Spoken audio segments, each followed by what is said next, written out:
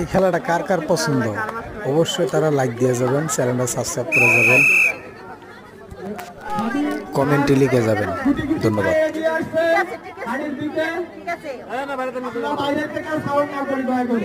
এটা একটা প্রতিযোগিতার বিষয়, প্রতিযোগিতা সম্পূর্ণভাবে হতে হলে